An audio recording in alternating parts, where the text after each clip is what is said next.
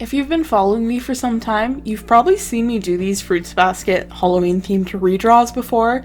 I've done 4 previously. I only could find 3 of them. I know I did one on a loose sheet of watercolor paper, looked for it, cannot for the life of me find it. So these are the 3 I could find that I've done in previous years. It's been a couple of years since I've actually done this redraw. I want to say it's been like 2 or 3 Halloweens since the last time I did this. I haven't been super motivated to make any kind of Fruits Basket art. I still love the series and it means a lot to me, but I just haven't been like super into Fruits Basket lately as a whole, I guess, so I initially wasn't actually planning on doing this redraw, but a couple people asked me if I was going to, and I was like, people are like looking forward to it, I want to do it now. I did end up pushing myself a little bit to do this illustration just because I wasn't personally really feeling it on my own. It wasn't particularly what I wanted to draw because I have been on such a binge of drawing Halloween stuff as a whole because I am actually doing a Halloween themed shop update, which will be live the day this video goes live. So if you are interested, at 2 p.m. PST on October 9th is when my shop update is. So probably most people who are seeing this video, my shop update's live. I have a bunch of new stickers, I have a couple of print designs. This is going to be one of those print designs that are available with that shop update.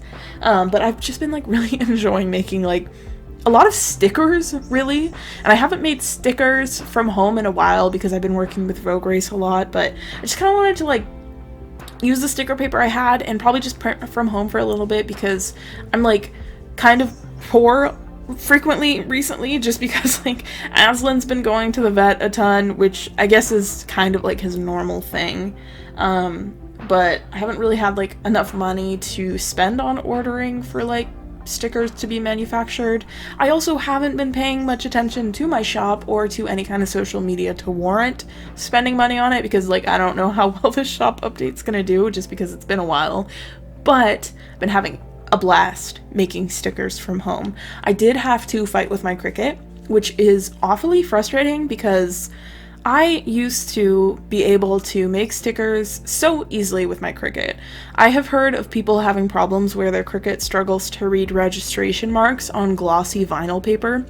I have never had that issue before up until recently, and it is not the paper I'm using because it's the same paper I used to use. It's not the Cricut because it's the same Cricut I used to use. So I'm just like super confused. So now I have to put Scotch tape on the registration marks on my Cricut, which I feel like is a waste of Scotch tape because the Scotch tape is so thick. So normally I cut the Scotch tape in half.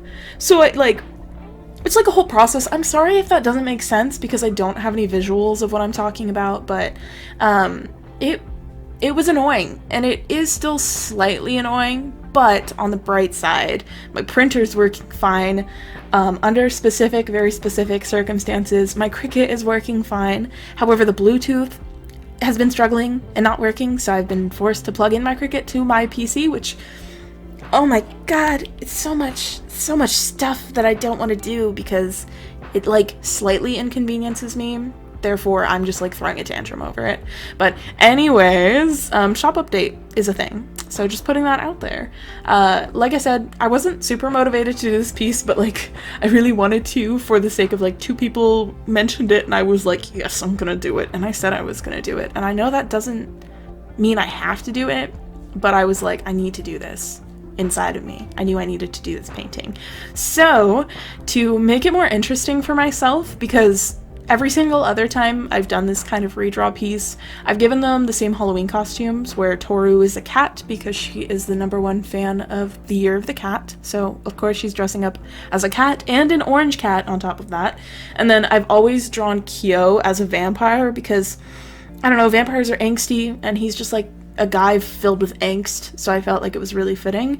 But I wanted to do something different this year because I feel like I was really bored with the concept, so I needed something to kind of spice it up. So I decided to give them a couple's costume, and they're an angel and a devil, which I think is super cute. I actually really like that couple's costume idea, so I thought it would be really cute for them because like they're both secretly sweet baby angels. I mean, Toru's obviously an angel canonically, but like Kyo is like secretly a sweet baby angel. So while it is kind of fitting, it's also kind of not because they're both just little angels.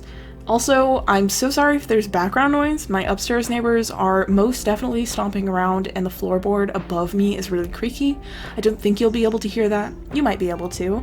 Also, one of my cats is playing with a toy in the background that makes so much sound. It's one of the ones that makes like bird noises when you touch it, so it's like really stimulating them. They're extremely stimulated right now, so my apologies if you can hear that. I hear it right now, and while I could technically take the toy away from them, that would be absolutely criminal. I would never do that. They're having fun. I would never take that away from them.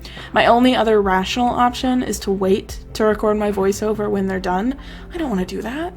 I don't want to do that. I feel like I think one of my least favorite parts about making YouTube videos is the voiceover, just because a lot of the time I don't know what to talk about, and I don't know, I guess I get like weird with making voiceovers where I just get like uncomfortable when I don't know what to talk about, and then get really discouraged if I fumble my words and I have to like re-record what I'm trying to say, and sometimes I get annoyed with making the voiceover and like frustrated thinking what I've recorded isn't good, and so I just like scrap it and start over.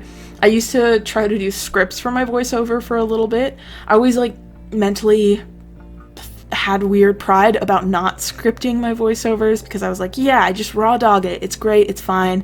And then I had a small phase where I started scripting my voiceovers, which was really nice for me because I knew what I was going to talk about, but I couldn't imagine putting that effort forth of writing a script for my videos. Plus, I tend to talk fast and read fast, so I like blast through my script really fast.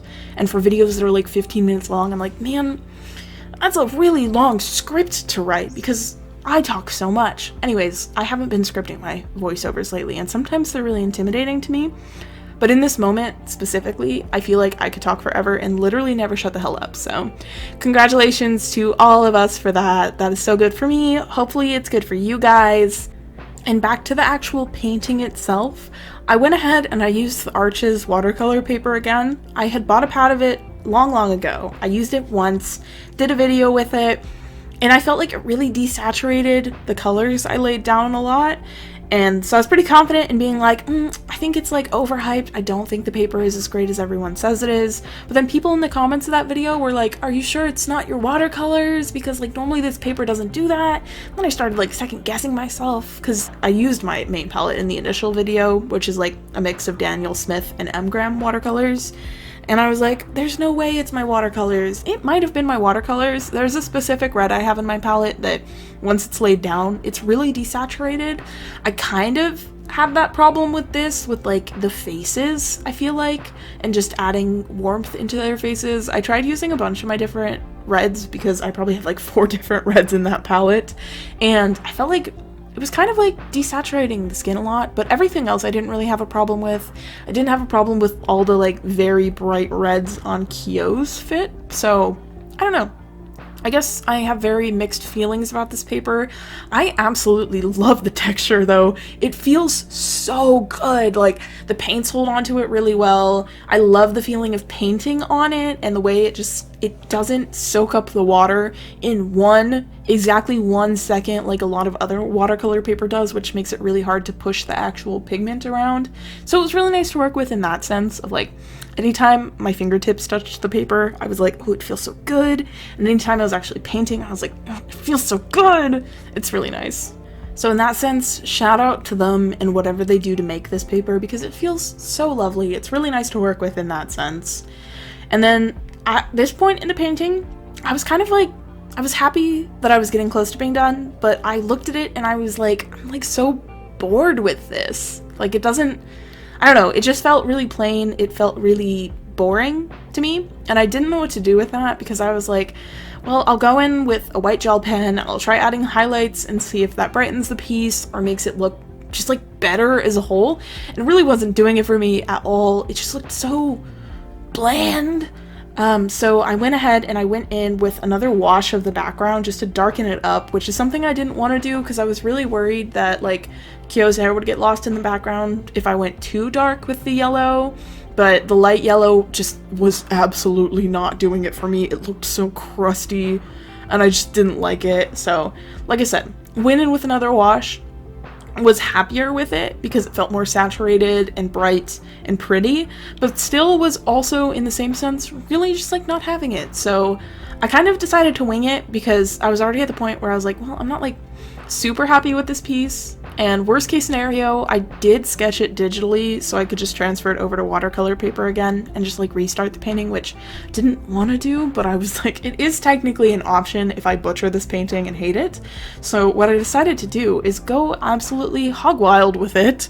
Initially, I was going to try adding more things with watercolor in there, but I realized I don't think that was an option I wanted to take, so I whipped out my gouache and I painted a bunch of little candy corn on there. I figured that would kind of help, and then I just kind of spiraled out of control from there, because some of the candy corns looked absolutely horrendous. First of all, they were so bad I had to paint over one at some point in time later, because I tried doing an outline of the candy corn with gouache, and it looked so bad. It was too dark, it was ugly, it was really bad. So then I was like, okay, you know what I'm gonna do? We're going hog wild, and I whipped out the colored pencils. And thank God I whipped out the colored pencils, because they saved this piece in my brain so much. It just looked, like I said, it just looked so bland and boring. I was really bored with it, and I didn't like it. But I went in and I just kind of like did my thing with colored pencils and added a bunch of like bats in the background. I added a bunch of little details and fun stuff, and I felt like that really helped the piece look complete and bring everything together, and it made me not dislike it or hate it at all, which we absolutely love when we finish a piece of art and we don't despise it. Because unfortunately that happens sometimes and it feels really bad. So I am actually really happy with how this piece turned out, especially it's always nice redrawing stuff and being able to compare side by side how you've improved and what of your art style has changed and how you draw things has changed and the different media you use and just kind of how you've evolved as a whole as an artist. It's really cool to look back on multiple years of artwork and see kind of a similar themed piece, a same idea piece, how I tackled it differently and how I did things differently, and just as a whole how my art has improved. This will probably be the last year that I actually redraw this image. I wasn't super feeling it, and I haven't been feeling it for the past couple years, hence why I haven't done it in a little bit now. But I love the concept of redrawing something every year, just because it's really cool to see over many, many years how things have changed. So I might just like find a different piece to redraw every year. Maybe I'll pick something that I've drawn last year and just kind of go from there, because it's really cool having years worth of the same drawing just redone. So I hope you guys liked the video. I don't know why we're British now. It's a really bad British accent. No, we don't have to talk about it. Thank you guys so much for watching. Thank you for staying with me through my inconsistent uploads. I love you guys. I appreciate you guys. Shop link is in my bio, and thank you so much for watching.